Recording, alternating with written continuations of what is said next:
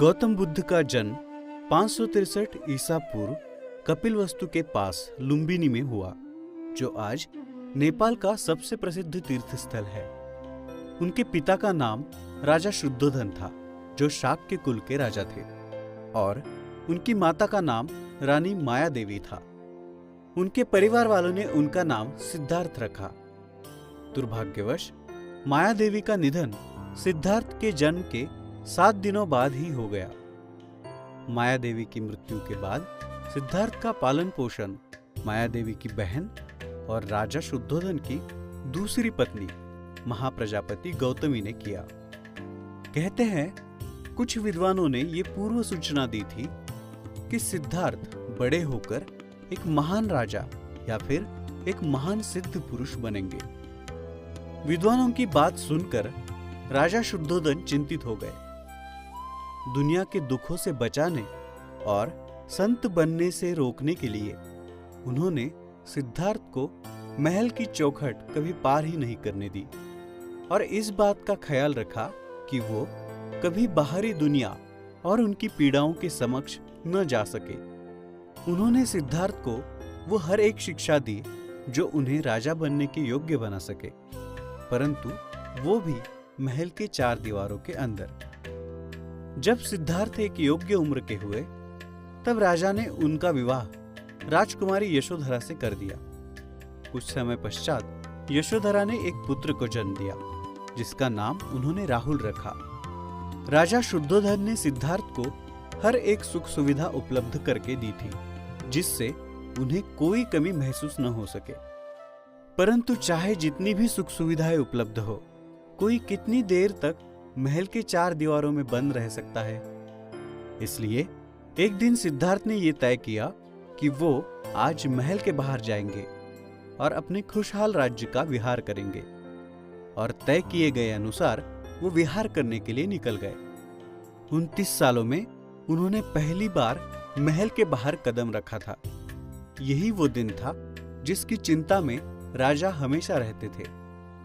विहार करते हुए उन्हें रास्ते में एक बूढ़ा इंसान दिखाई दिया। उन्होंने सारथी से पूछा, उस इंसान की प्रकृति ऐसी क्यों है? सारथी ने कहा, सभी लोग अपने जीवन में बूढ़े होते हैं। तब सिद्धार्थ को पहली बार यह पता चला कि इंसान बूढ़ा भी होता है। कुछ देर बाद उन्हें एक बीमार व्यक्ति दिखाई दिया। उन्होंने फिर से सारथी को उसके बारे में पूछा। तब उसने बताया कि इंसान को जीवन में बीमारियां होती रहती है। सिद्धार्थ इस बात से भी अनजान थे। आगे उन्हें एक शव यात्रा दिखी। सिद्धार्थ ने फिर से सारथी को इस बारे में पूछा।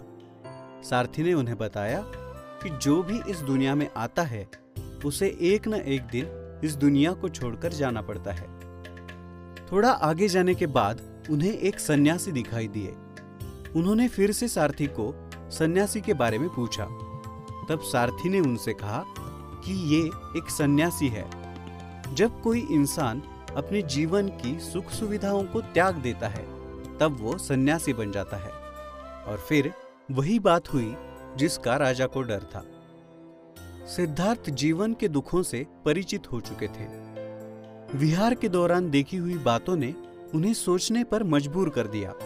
वो ये सोचने लगे कि जब इंसान को इस दुनिया में आकर दुख ही सहना है, तो इस वैभव का क्या अर्थ है?